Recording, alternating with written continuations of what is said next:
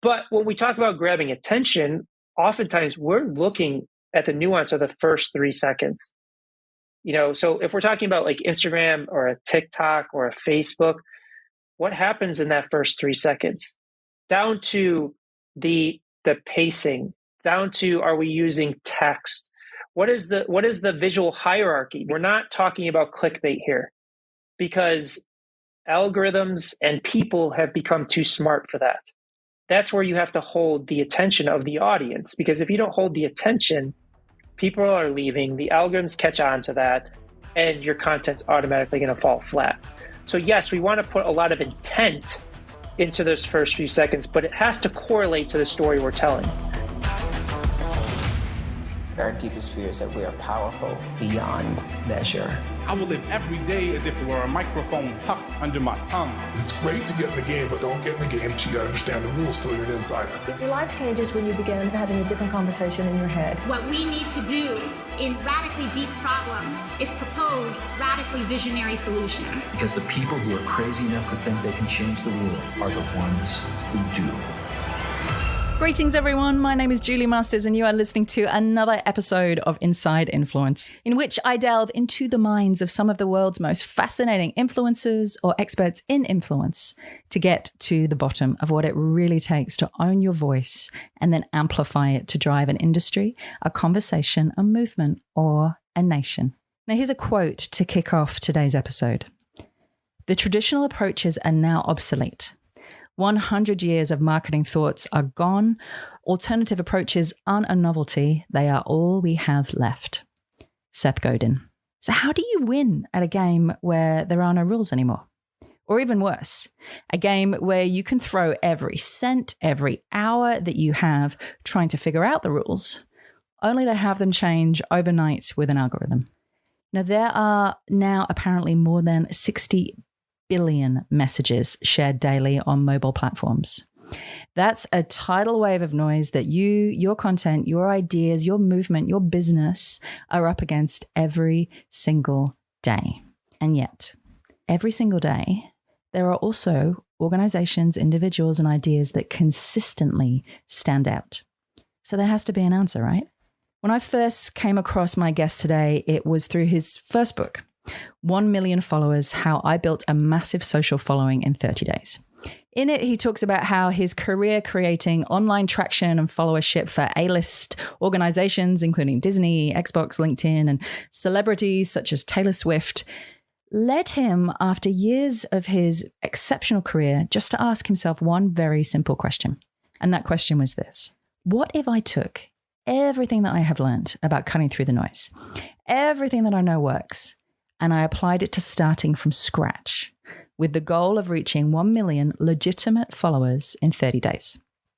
And what if I tried that experiment using myself as a case study? Could it be done? Well, the answer to that question was a resounding yes. And to his own amazement, in less than 1 month, he had generated more than 1 million legitimate followers in more than 100 countries. Now, I'll be totally honest here. I've always been a firm believer that you don't need social media to build influence. And my own social media accounts should definitely attest to that. However, that said, and the focus of this conversation is that there are fundamental plays, fundamental rules that you need to understand in order to stand out on any platform, whether it's social, the stage, publishing, or even getting the attention of your colleagues. And the largest of those is understanding the rules of attention, how it works, what activates it, and most importantly, how it can be harnessed to create action.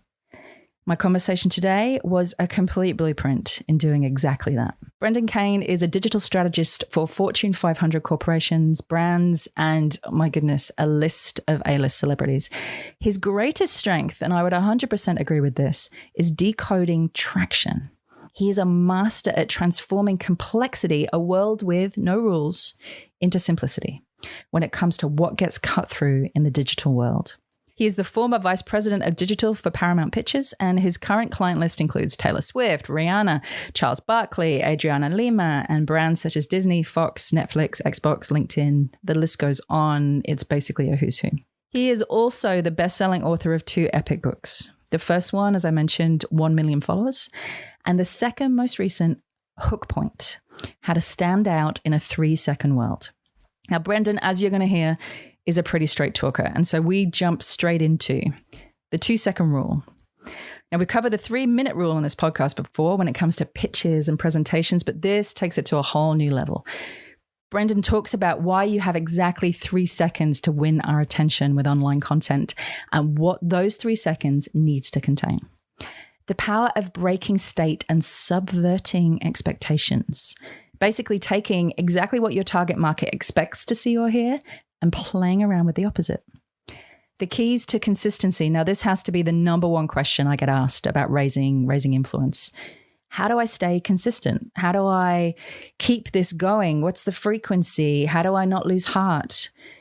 In this conversation, we talk about the truth when it comes to consistency and why every single piece of content that I create has to have at least 6 additional uses. How to convert the attention that you get into action. Now, as anyone who's created content will tell you, awareness doesn't pay the bills. You need people to take action. And finally, why in the latest edition of 1 Million Followers, he added a new chapter at the beginning called Dear Haters, This is for You. Now, what you'll notice about this conversation is that we only cover organic growth. This isn't a conversation about paid advertising, although his book is full of strategies when it comes to using paid media, advertising, and placements to quickly explode your reach. It was actually a decision that I'd already made going into this interview. Firstly, because I didn't want to dive down into any tactical rabbit holes. I'm not experienced enough in paid media to do that justice. Also because the algorithms change, right? They change fast. And whatever was said today may well be obsolete before we press publish a week from now. However, what surprised me, and it did surprise me, was how similarly Brendan and I felt about the main reason that this conversation steers clear of that direction. To use his words, which are now my new mantra when it comes to content creation, performance beats consistency. It doesn't matter how frequently you post or communicate. It doesn't matter how perfect your production or words or how much you spend on advertising. If it's not performing, nothing is going to change. The biggest lesson that I learned from Brendan, and the one that I hope sticks with you as you head back out there, potentially trying to win at this game with no rules, is this. Study the fundamentals. Test. Concentrate your energy. And when you find something that works, then and only then throw everything that you've got at amplifying it. Now, if you're looking to take your journey and influence to the next level right now, don't forget, hop onto my website or the show notes and download the brand new version of my ebook, The Influencer Code. It covers the 7 core areas and 7 very simple questions that I have found hands down with everybody that I have ever worked with to be the most powerful when it comes to rapidly increasing your level of influence. Just pop in your email address and it will appear with you in the blink of an eye. My newsletter, Influence Insider, also gives 1 bite-sized tool, strategy, or mindset shift per week, all on the topic of building a more influential life. Once again, hop onto my website, juliemasters.com, and become an insider. Also, if you've been listening to this podcast for a while or you're a new listener, welcome. I would love you to take a couple of minutes just to leave a review on your favorite listening platform. It makes a massive difference to our rankings and also the amount of people that we're able to reach. Plus, I get to hear directly from you and what you're loving. So that's a double win for me. On that note, stride out, sit back, drive safely, and enjoy the man behind the scenes on exactly what works when it comes to traction, Brendan Kane.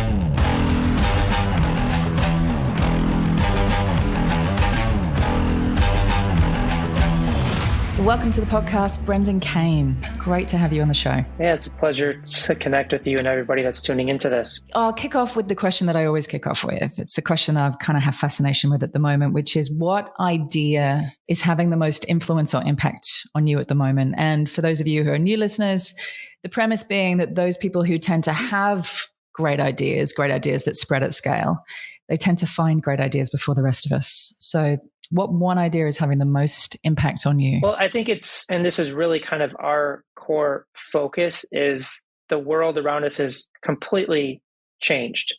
So we think back to pre-social media, like 20 years ago. and maybe there's 1 million people on the planet that are reaching the masses, because you had to go through a television station, radio station, newspaper, and that wasn't available to everybody. You either had to have significant budgets or you had to have connections. And then you fast forward to today, the dynamics, the power has shifted. Now we've got 3.96 billion content creators on the planet that literally with the click of a button, they can publish something to the world. Now, does that mean that every single one of them reaches the world? No. But it's the tune of 200 billion plus messages are sent out into the world every day. So it's fundamentally changing the way that we communicate, and the power dynamics of communication has completely shifted.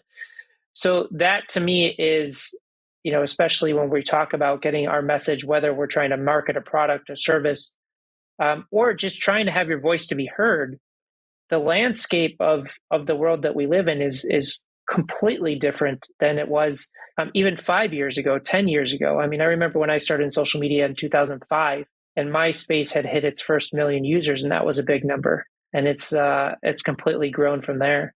Ignites a question in me around the power of human beings versus brands. That, you go back to 2005 when you said you first started in social media. I probably started in thought leadership, representing thought leaders around about the same time.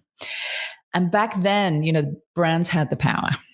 Brands had the budgets, they could get their messages out there, and human beings were behind the brand. It feels like one of the most fundamental shifts is that now influence belongs to human beings. Now we follow human beings, as you said, all those voices. Does it feel the same to you that now the power belongs to the human? I would say the power belongs to those that can communicate most effectively. And that can be a brand. What we find is most brands are failing because they are using outdated marketing tactics to this new communication structure that we have, again, with all these people. And there's a lot of brands out there that will just spend their way out of that problem. But I would say that there's far more individuals that are communicating. So it may, from a scale perspective, appear that way.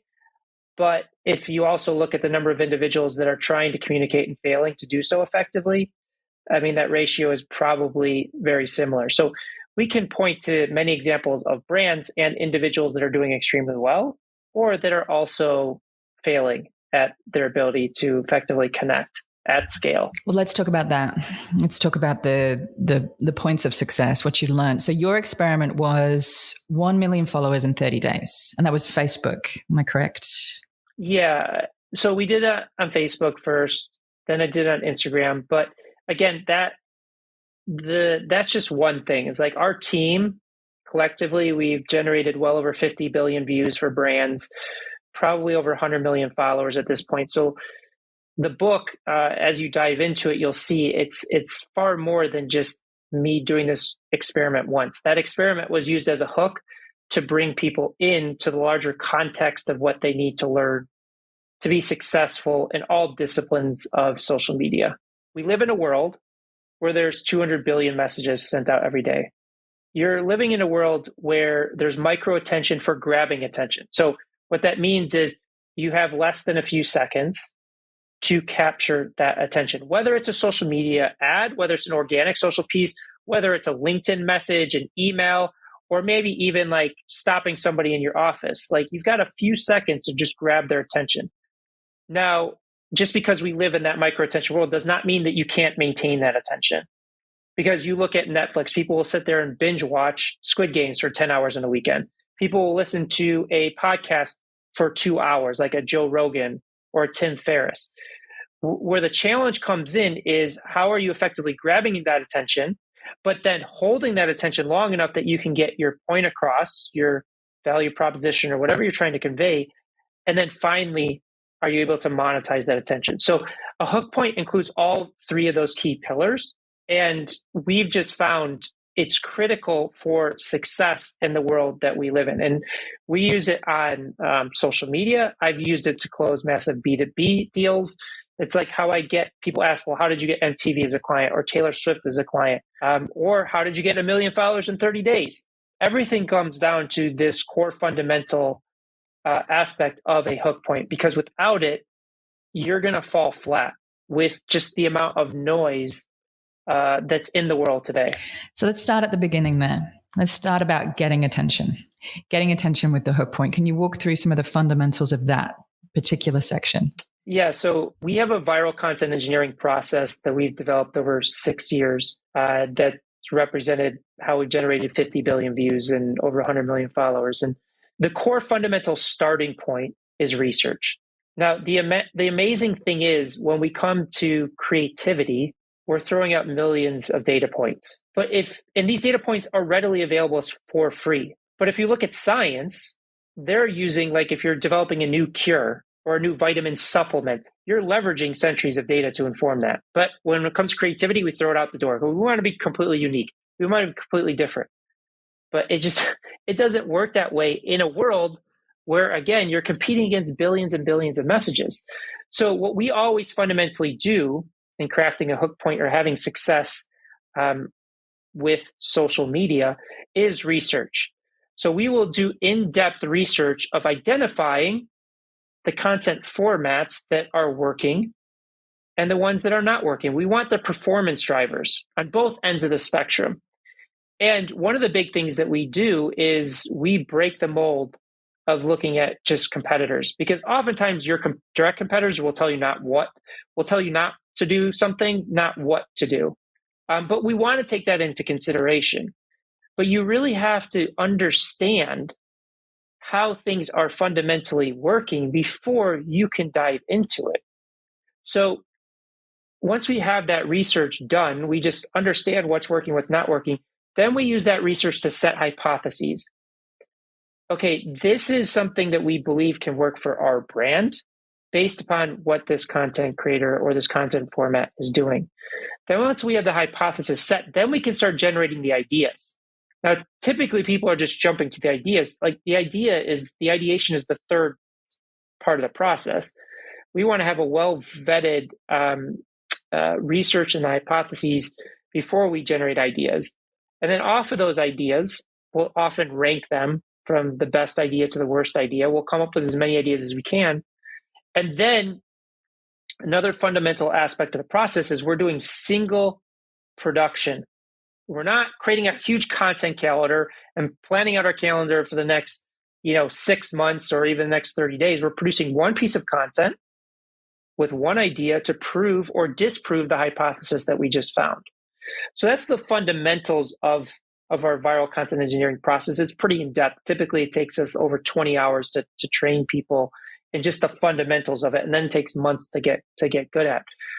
But when we talk about grabbing attention, oftentimes we're looking at the nuance of the first 3 seconds.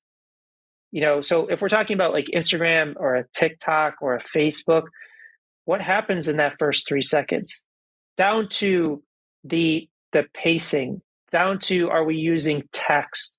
What is the visual hierarchy? Because oftentimes people make the mistake of they'll have a meme card or text, then they have somebody talking at the same time and they're moving. So it's like there's so much overwhelm that the person just scrolls past. So like visual hierarchy is super critically important in those first few seconds. When we talk about YouTube, we're looking at the thumbnail and headline, because most of traffic is generated off suggested video, not off of search. So again, in a thumbnail or headline, if you want to look at a master of this, look at Mr. Beast. He's quickly becoming the most popular YouTuber out there. He is a master of the hook in terms of the thumbnail and headline. But I want to say something. We're not talking about clickbait here, because algorithms and people have become too smart for that.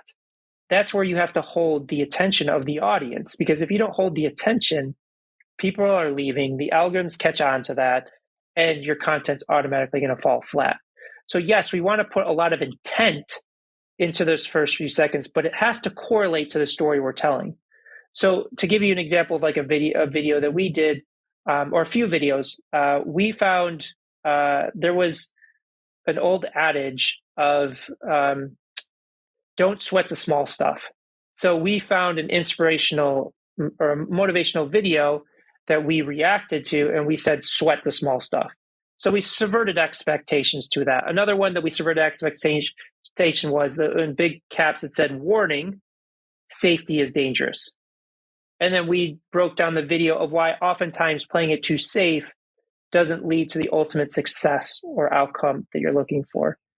There's so many things in there I just want to draw an underline on. So the first one that I took there was not crowding it out.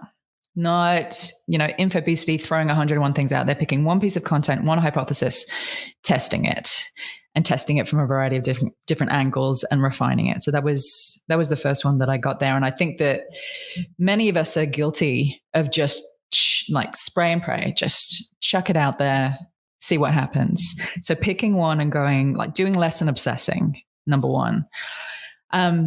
Number two, that you mentioned headlines and the importance of headlines. And I know you would have tested, as you've said, like hundreds of thousands of different headlines. I just want to go down in that for a second.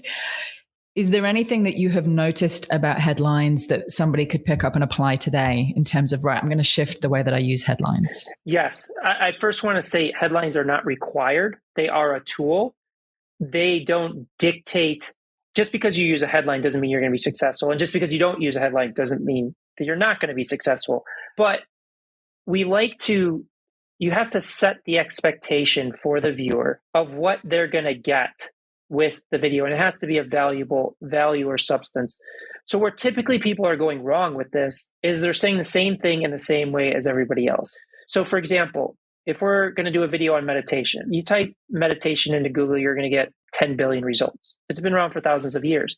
So if you're going to use a headline that says, meditation is the key to stillness, or meditation is the key to being content, or is a tool for anxiety, the minute I see that, I automatically know what the content's about, even if you have a different perspective.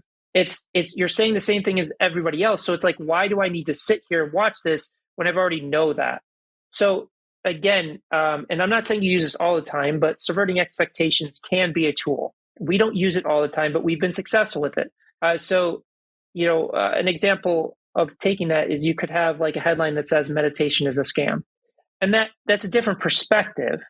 And again, I don't want to mislead people. So I want to start the video by saying, have you ever felt like meditation just doesn't work for you? Like people tell you got to sit down and clear your mind, but every time you sit down, your mind is racing.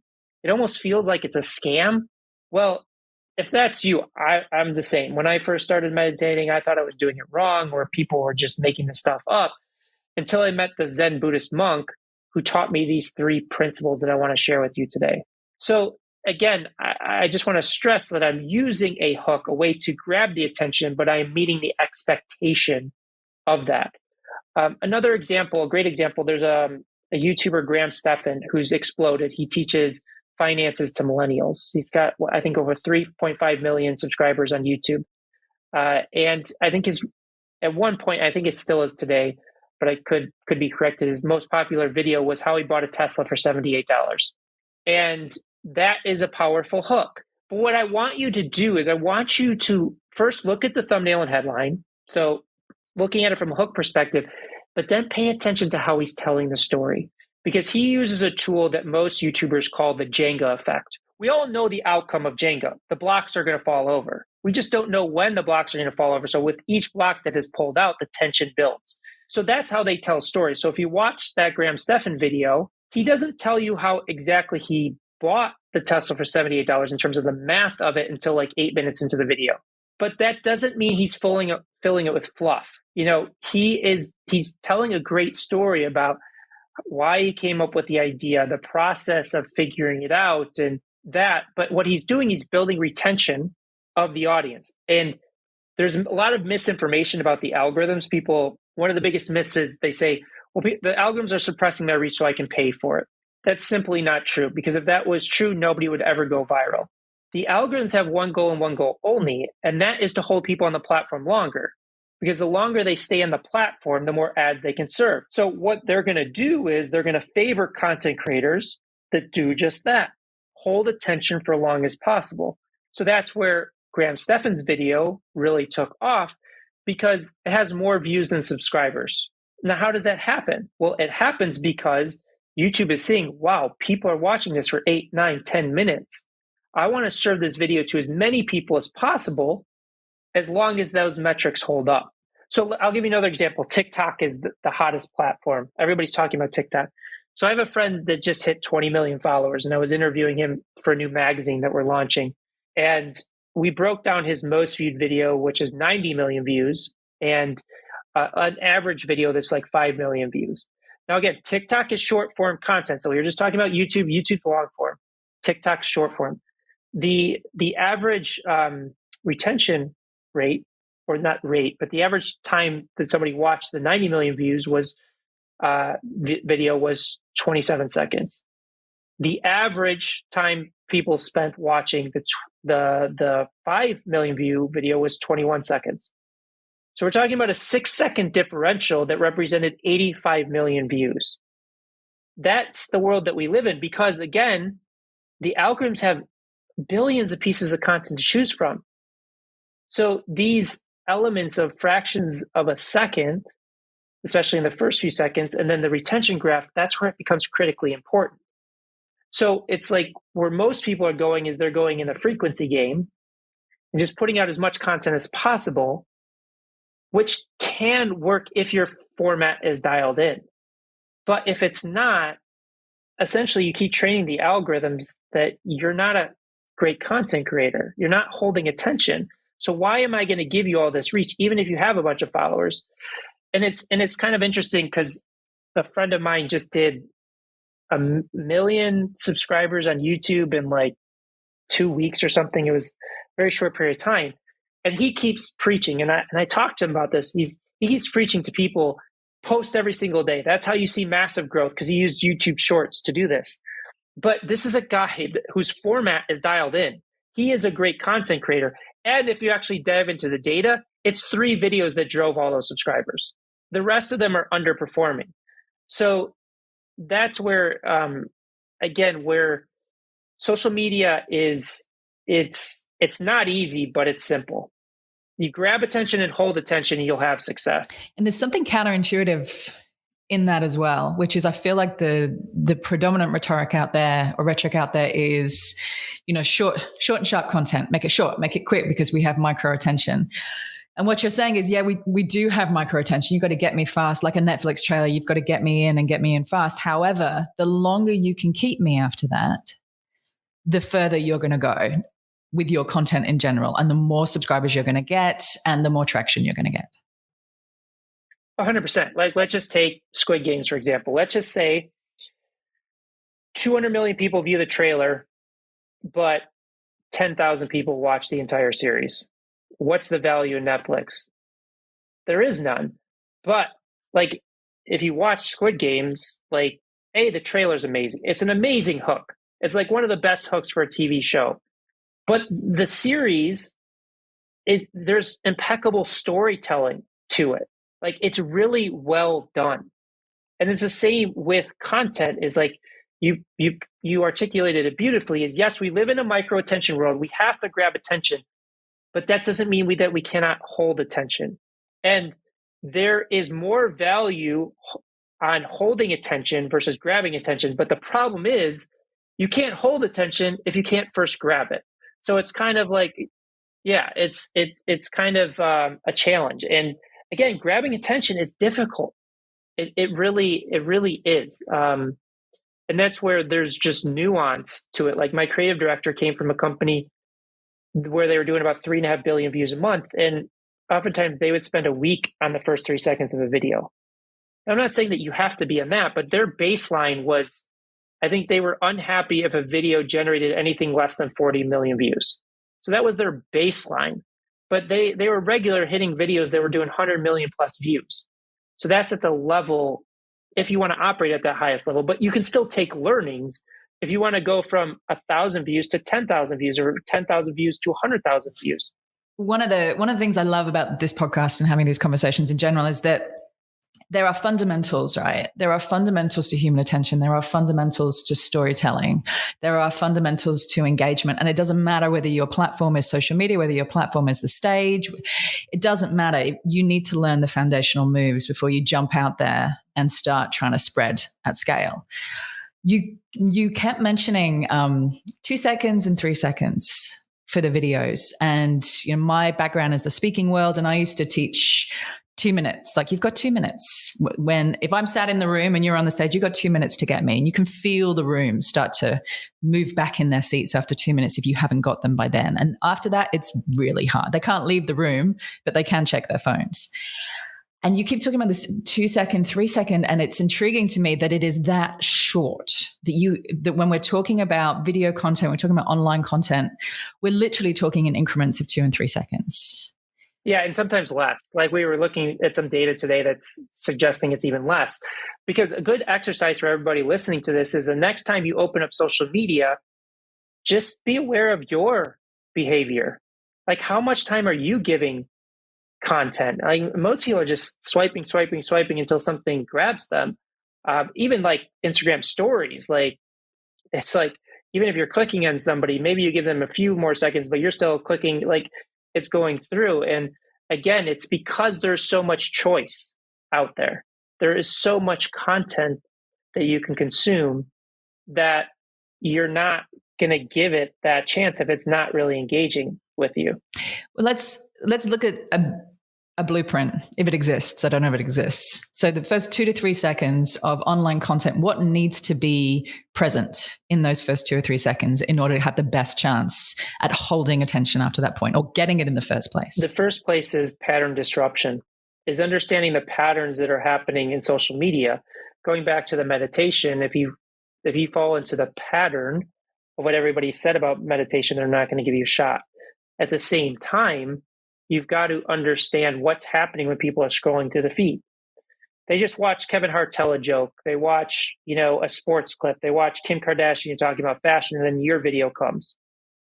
Like, what is going to disrupt that pattern? I'm not saying that you have to be as good as Kevin Hart in telling a joke or as good as a Netflix trailer, but understanding that people are just scrolling through, what is it that is going to set the expectation that this piece of content is worth stopping for. And again, it really all comes down to research, because there's a lot of I would say distress in people we talk about as, oh my God, the algorithms are out to get me. The algorithms are shifting. The algorithms are changing. That is why our process works no matter what change happens, because we're always constantly doing research. Like, we're seeing what is working. We're studying what is working. Like, we're working on a new shorts kind of strategy. And what we've identified as one of the performance drivers is starting with a unique and crazy statistic, setting the expectation that we're going to tell the story behind this crazy statistic. Now, that we're seeing works today. 2 months from now, it may not work. But because we have that process, we can find the next thing and the next thing. But there's something in there also that sounds like a foundational move. And that is that you set the expectation very early in your piece of content as to this is what you're going to get. And you used an example before about meditation when you said, I'm going to share with you 3 things. Is that important, that very early on in the content? So you've got my attention, you've defied expectation, you've pattern interrupted. Now you need to tell me what you're going to deliver if I sit through the entirety. Yes and no. Sometimes you can, like, there's videos that go viral, there's no dialogue, there's no text. Is like UGC videos of like a crazy stunt or a wild animal or something where there's a visual cue that you're like, something's about to happen. I am not sure what is going to happen, but I want to stay to the end to figure out what that is. So the easier way is to set an expectation of what you're going to be delivering, but I don't want to create a rule of thumb that it doesn't always have to be that way. Again, that expectation has to be interesting enough that I'm willing to sit through it. So how I bought a Tesla for $78. You perked up. You're like, I want to see it. So once you click that thumbnail and headline, you're going to watch a majority of that video as long as the storytelling is good. So he's setting an expectation with a strong hook. Mr. Beast, again, is another prime example of this. And I'm not saying that you guys should be Mr. Beast. but study it from a hook perspective. The reason who is Mr. Beast? Sorry, I'm very not cool. He's one of the top YouTubers in the world. I don't know. He's probably close to 90 million subscribers at this point. But he does things like he'll go to a restaurant and give somebody a gold bar as a tip. He just recreated Squid Games. He spent $3 million recreating Squid Games and did it for his fans. He will give away Lamborghinis. He'll buy a used car dealership and sell all the cars for $1. So he does these crazy stunts, and I hesitate to call it stunt because his storytelling and the design behind what he's doing, it sounds so simple, but there's so much nuance to why he's successful. It's not like anybody could go buy a used car dealership, sell it for $1, and be successful with that video. Same thing with Graham Stephan. Not everybody could do a video about buying a Tesla for $78 and make it work. There is nuance in that. But I recommend just to check out Mr. Beast because he's performing at the highest level. And a big part is because he has mastered the art of grabbing attention, but then holding attention. Graham Stephan's another one. And I think that would be, for everyone listening, that would be a very worthy piece of homework. You know, can you write it off as a stunt? Yes, you can. You know, can you write it off as a celebrity doing something that's going to get the maximum impact? Yes, you can. However, if you watch one of those pieces of content, and I'm definitely going to do it, and actually just sit back and go, what are the fundamental pieces of storytelling here? What got me in? What held me? What moment would I retell to somebody else? When I'm going to tell my husband, my wife, my best friend over the dinner table tonight, what exact moment am I going to talk about and why? Really get forensic about what's working in there. And then you've got a playbook that you can overlay into your own world that might be completely different. Yeah. And there may be some people listening to this, and we hear this all the time. It's like, well, I'm a mindset coach, or I'm a t-shirt brand. What does Mr. Beast have to do with me? Or what does a $78 Tesla have to do with me? Don't focus on the content, focus on the context. Because we learn so much by what other people are doing in other sectors, other industries, other niches, and then we can layer that on to the content. And this is where most people go wrong if they are doing research, is they're comparing themselves against their direct competition. Yet, oftentimes when we have our clients do the research and send it to us, all of their competition, all the accounts that they pull up are underperforming. I want to talk a minute about consistency, because that's the number one question that I hear when it comes to raising your influence, raising your level of authority, getting traction behind an idea or a movement.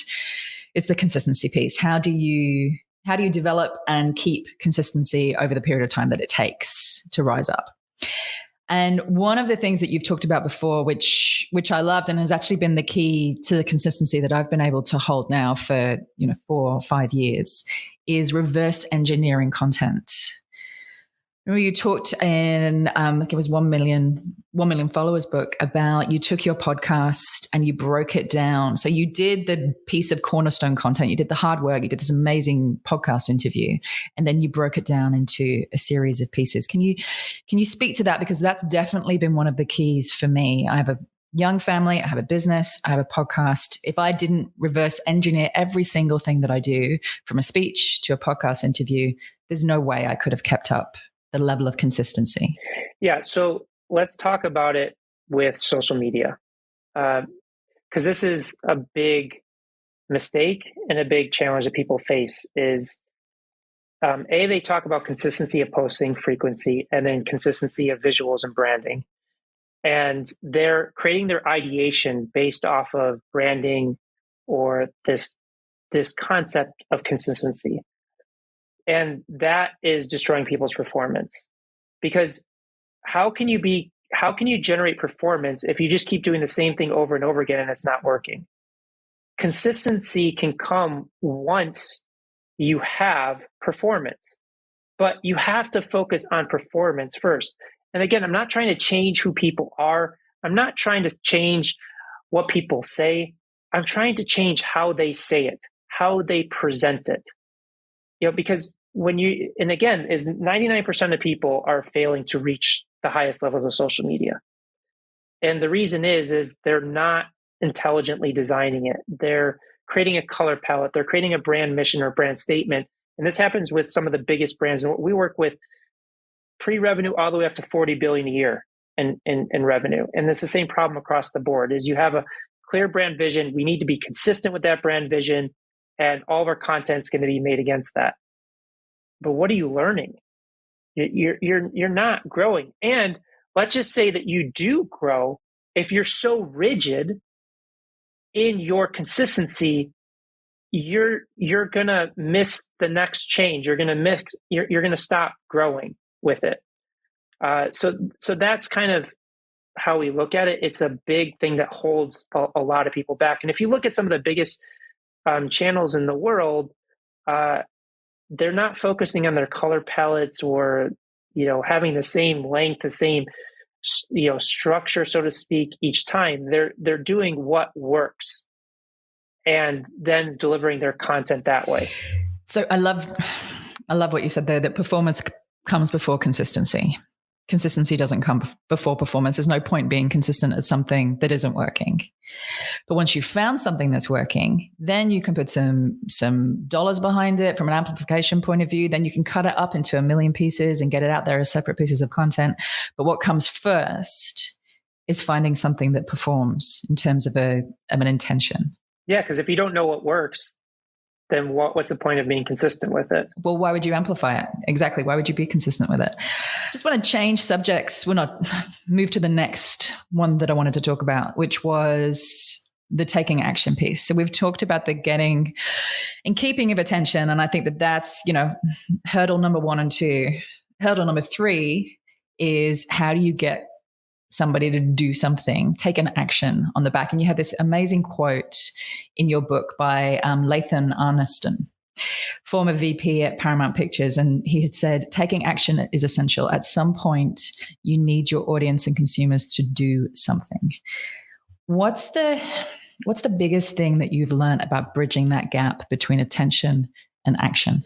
Yeah, I worked with Lathan for a while. He's a really smart guy, and it's the third core pillar of our platform is like, you have to monetize the attention, because what's the sake of going viral for just going viral if it doesn't correlate back to your business objectives and goals? And I'm not saying that every piece of content should be selling something. It shouldn't, but it has to be sustainable, because one of the biggest things is social media takes a lot of time. It takes a lot of resources. Like, you put a lot into your podcast, into your business. It's a lot of work. And if it's not financially sustainable, you're ultimately going to have to stop it, because you're either just going to be burnt out, or you just have to focus on other things. So there's so many layers to that. I mean, I would say one of the biggest layers that we put into our content and our ability to sell and help people sell is deeply rooted into psychology. So we have a communication framework that's integrated into everything that we do. And it's been around since the 1970s. And Pixar, they don't talk about this, but it's ingrained in every movie that they do. And basically, we look at the world the world and marketing as a mathematical formula. So we basically break communication into math, because through this communication framework, people perceive the world in 6 different ways. They have access to all 6, but they predominantly lean in with one as their primary base. So the largest segment of the population is feeling based. It's 30%. So these people are perceiving the world based on how it makes them feel. So if you're trying to get them to sign up for a forum or buy a product, it's all about, how is this making me feel? The second largest is 25%, which is fact-based. So it's does this make sense? It's who, what, when, where, why. They want to know data. They want to know facts. 20% is fun. Is this exciting? Is this going to be a fun brand, a fun product to engage with? 10% is value-based. It's like, does this brand believe in me? Like, can I trust them? Are they dedicated to me as the consumer? Another 10% is imagination-based. So they're reflecting on the world. So if you ever hear stories about Albert Einstein, he would stare out into the window for hours on end to come up with his best ideas. Typically, this audience, you can tell them what to do. They will reflect on it and determine if it's the best path forward. The smallest segment is 5%, which is action-based. They're not feeling, they're not believing, they're just going. So the best analogy for that is Tom Cruise in Mission Impossible. He's running the entire movie. That's how he perceives the world. So typically, when we're trying to get somebody to perform an action, we typically focus on the big three: feelings, facts, and fun, because that represents 75% of the population. Now, where people go wrong is they're designing their action language, the action they want them to take, based on how they perceive the world. So if I am fact-based, which is 25%, and all I talk about is facts and facts, who, what, when, where, why, data, and all that, I'm alienating 75% of the population. One of the biggest challenges is when people get into a state of distress, because then their communication changes. So the value-based one, which is 10%, they will start preaching. They will say, you should do this, you should do that. This is the big reason the environmental movement is struggling, is because they are value-based, and they'll tell you that you're a horrible person if you're not protecting the environment. Well, how does that connect with the person that perceives the world through feeling? You're telling me I'm a horrible person? This doesn't feel good. Or the person that wants to have fun, you're telling me I'm a horrible person? Well, that's not fun. I'm not going to participate. So it's really making sure that you're diversifying your language and communicating in the way that person wants to be communicated with, so that you can effectively connect with them so they can truly hear you. Because again, it's not about the content, it's about the context. And that makes perfect sense. I mean, I've heard various versions of that before in terms of funnels and advertising. But what you're saying is, if you want someone to take action, you need to figure out what their primary trigger is. And there's 3 primary triggers that you focus on. Primary language. And how do you use those? So let's just say someone says, you know what, I'm hard on fact right now. I really need to move more into the feeling. I really need to move more into the fun. But you know what? My topic, my area of expertise, my business, it's not particularly feeling orientated. It's not particularly fun orientated. Let's just say I sell insurance. It's very factual. How have you, because I know that doesn't, exclude them. How have you learned to translate different industries into different places? Yeah, absolutely. I mean, we just did a training for an insurance company. I'll give you the example of selling a house, because we worked with the biggest residential real estate company in the world. So most people, when they're selling a house, they will say, this house has 5 bedrooms, 4 bathrooms, and 1,200 square feet. That's how they're presenting the house. So that's fact-based.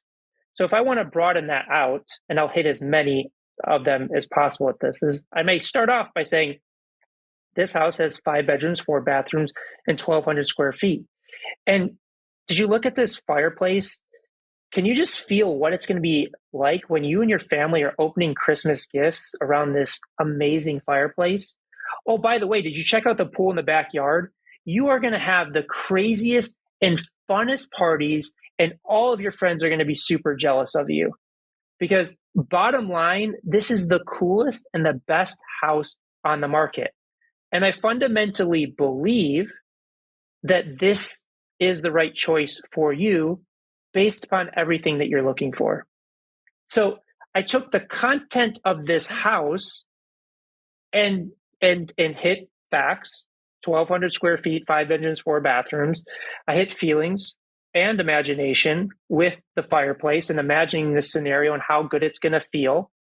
I hit the pool with the fun part of it. I hit the action base because they want the best. And I said, this is the best house in the market.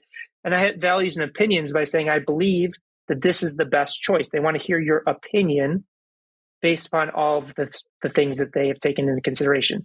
So it doesn't take a lot. It's not like you have to be long-winded in any of those certain areas.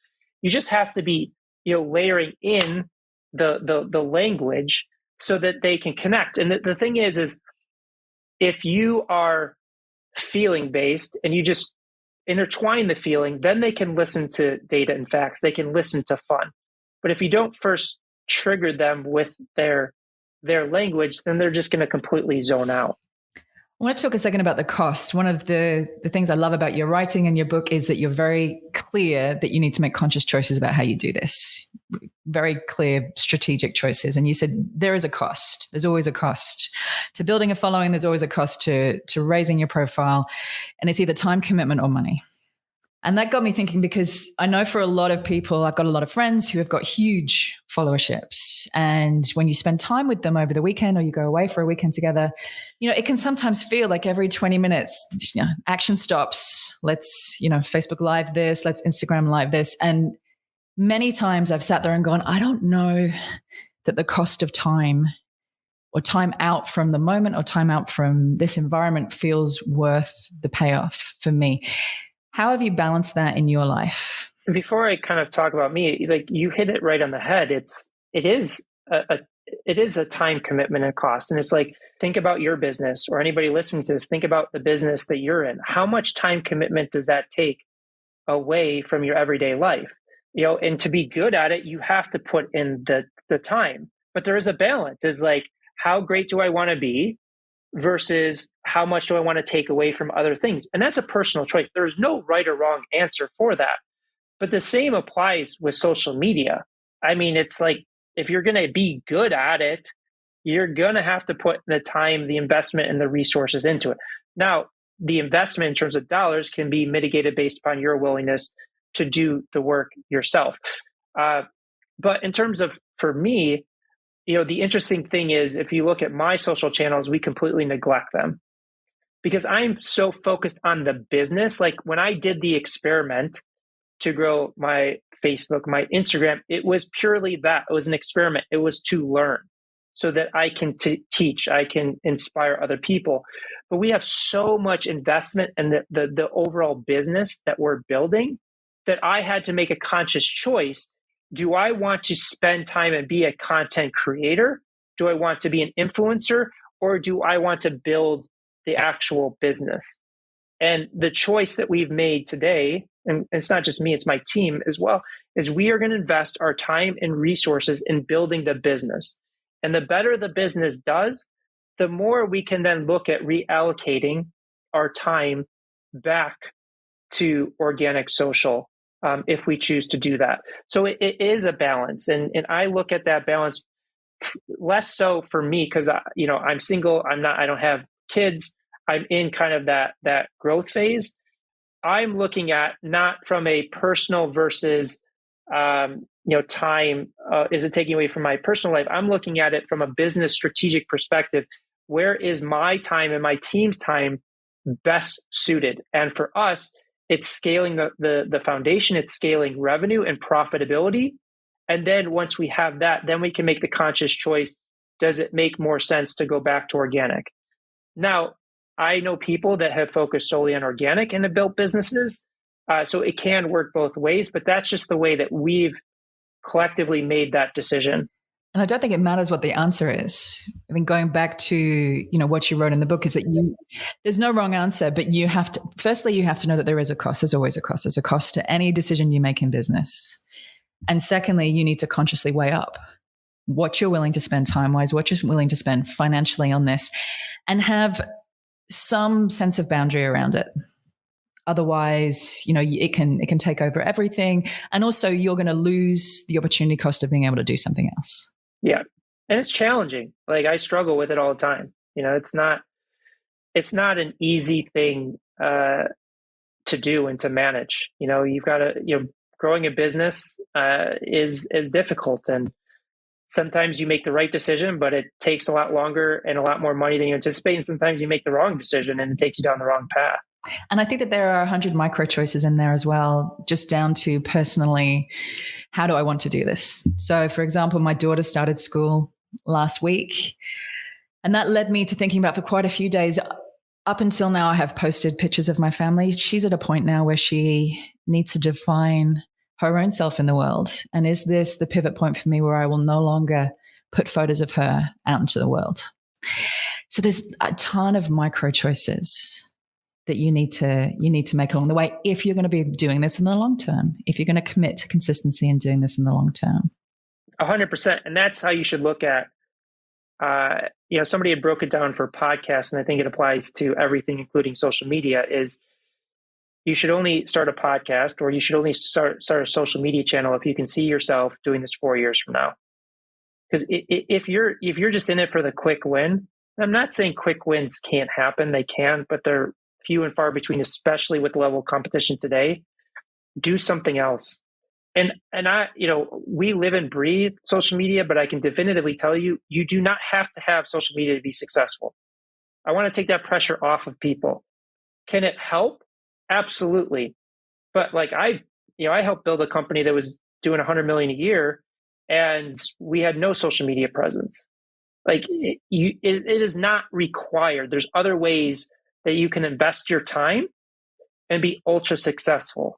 100% agree. And I think going back to a point that you made earlier, regardless of whether social becomes the platform that you focus down on, you still need to understand the fundamentals of attention, the fundamentals of white noise, the fundamentals. Yeah. 100%. Otherwise, you're not going to succeed on any platform. Yeah. I use these principles, B2B deals. I use these principles when I started off in the film industry and I was making coffee and copies and had to find a way to capture the attention of directors and producers and studio executives. So I wasn't spending years doing it.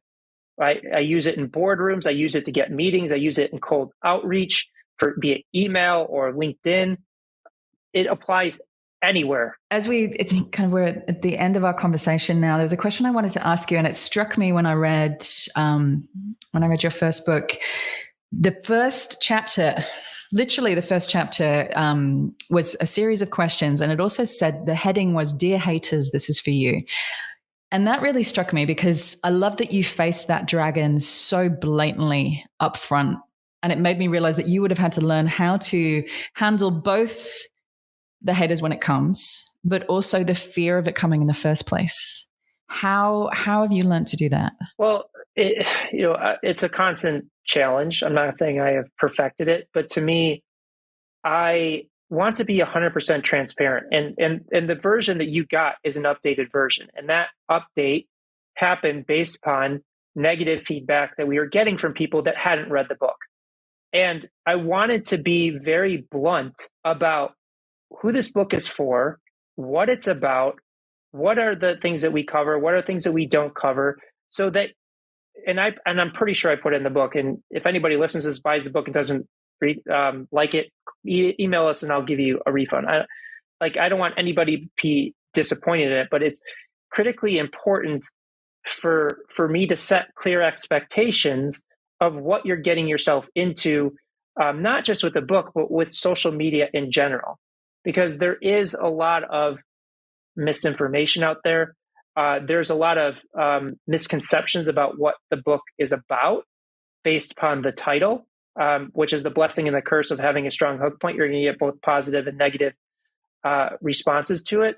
But I really wanted to make sure when people were picking it up or considering reading the book that they know what they're getting themselves into. And if that is not a choice that they want to make, then I, by all means, support that. So that's kind of where it came from. And we still get a lot of negativity. We listen to the negativity of people that have actually read our materials or interacted with us, less so on the people that have clearly and obviously not read the book, which is a vast majority of the negativity that we do get from the books. Is just people that just don't understand what the book is really about and all of the information that's in it. And that would have been a personal journey for you, I'm assuming. I say that because it has certainly been for me, and it has been for many people that I know. The putting of something of strength and worth out there that's going to make an impact and a lasting impact, that's going to, every action has an equal and opposite reaction, right? That's going to get you both fans and negativity on both sides of the coin.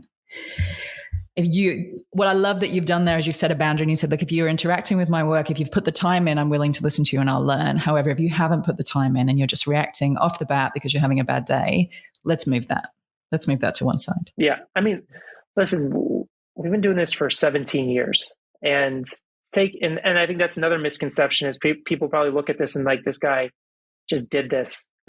First off, they don't even realize how much time, effort, energy goes into publishing a book and putting all that information together. But, this is a collective of 17 years of experience. And it's not just my experience. There's other amazing people that have done more remarkable things than me that are sharing their insights and their information in the book.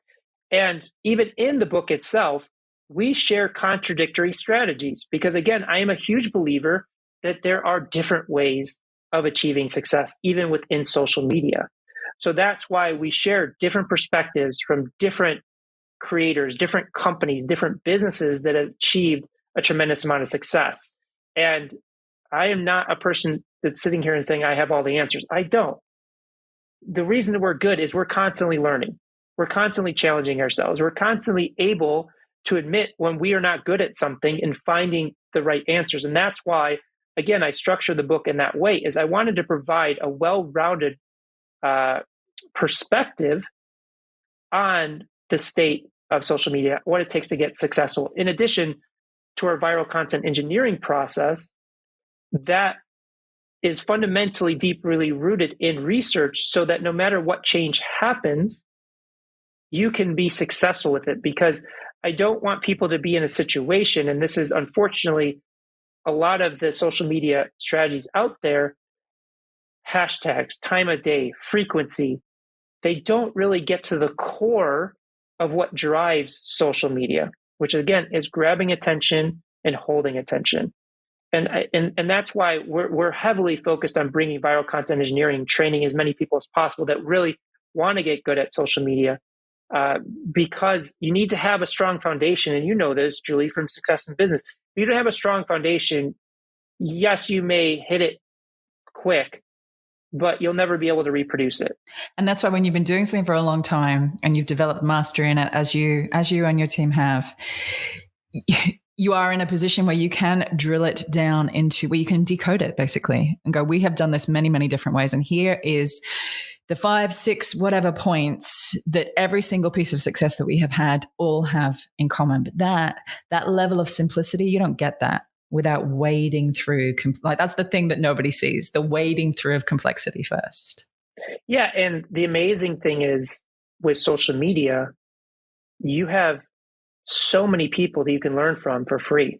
And I don't mean from their content. I mean from the data that they're generating. And again, that's a big part. I mean, we just decided that we're going to create a program because most people are too lazy or too busy to do the research. We're actually creating a program where every week we are going to record our internal marketing meeting that reviews our research, give that recording to the people in our group, and also give them the research sheet. So that if you don't have the time or you're not willing to do that, we're going to share exactly how we do it and our internal process. Because without it, you're really taking a shot in the dark.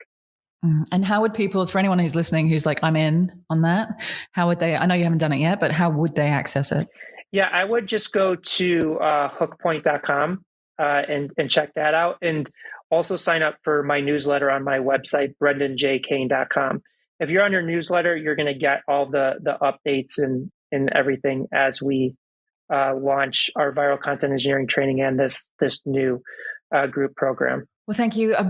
Last question, very last question. If I gave you the stage, not that you have a shortage of stages, but if I gave you a stage and a microphone and put in front of you every single person that you would ever want to influence with the mastery that you've got, what's the one thing you'd want them to know or remember in order to go back to their desk tomorrow and start making more of an impact? Yeah, I would say probably going down to communication, especially people that are trying to have positive impact in the world and really truly transform it. They are struggling because, again, they're not contextualizing their message for the way that the entire world perceives it. So again, going back to environmentalists, I think that environmentalists have a big role in the future of the world. But if they can't effectively connect their message to the masses, then what hope do we have? It's interesting. You said that last piece. I had this incredible young girl. She's an environmentalist, and she was in a workshop that I was running on designing influential messages. And she sent me an email afterwards, and she said, "I think that I could get you on board this movement if you could just give me 3 hours of your time." She's a brilliant woman. And I wrote back and I said, you know what? I would be doing you no service if I gave you 3 hours of my time, because no one else will give you 3 hours of their time. Like if you can get that down to a 20-minute for me, I'll sit with you through it. But that ability to be able to understand how attention works, that's the key to getting any kind of idea, any kind of movement out there. Well, talk about time. Thank you Thanks for your time. I know you're on a completely different time zone to me right now, and it's probably time for you to go and get some food, but thank you. Thanks for everything you brought today. Yeah, my pleasure, Julie. It's a pleasure connecting with you and everybody that tuned in for this. Thanks so much for listening. I hope you enjoyed this episode and have seized hold of at least one tool, idea, or mindset that will help you start raising your own level of influence. Now, for those of you who want to take the next step in your journey or would just love a roadmap to becoming the most influential voice, idea, or brand in your space, then I have good news. You can now download the latest updated version of my ebook, The Influencer Code, from my website, juliemasters.com. Also, there's a link in the show notes. Just pop in your email address, and I promise I will not spam you, but it is jam-packed full of ideas, tools, and case studies that I have come across in my now 20 plus years of doing this work. Not to mention the 7 areas and 7 core questions that I have found to be hands down the most valuable when it comes to immediately lifting your ability to make an impact. Download it, keep it, share it, juice it for all it is worth. I hope it makes a massive difference in both your career and your business. Thank you always to my co-founder and the main brain behind this podcast, Lauren Kelly.